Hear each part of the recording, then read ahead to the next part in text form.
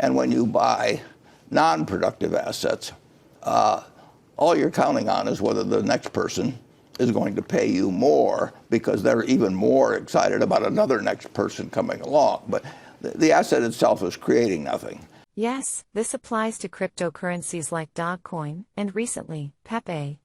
Their value comes from the attention people give them. But you should know that attention itself is also valuable. You have influence among investors because you've achieved impressive financial results. That influence is your asset.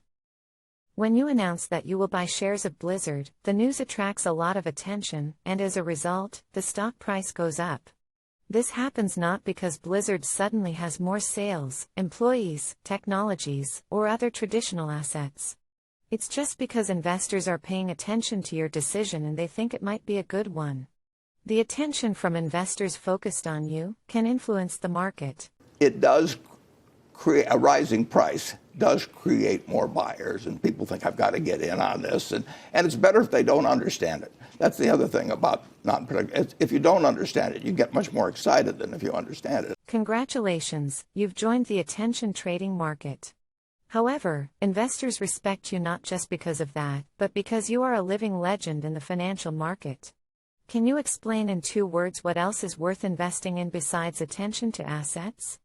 When you buy a farm, you look at the crop every year and what prices are, and you decide whether it was a satisfactory investment. I mean, you look to the asset itself and what it produces for you. When we buy a business, we look at what the business earns and decide how we feel about it in terms of what we paid. But we are buying something that at the end of the period, we not only have what we bought in the first place, but we have something that the asset produced. If we build a villa in a rapidly developing country, our profits will increase once the villa is ready. This is because a finished building is worth more than the combined cost of construction materials and labor. Additionally, we can rent out the villa and earn rental income.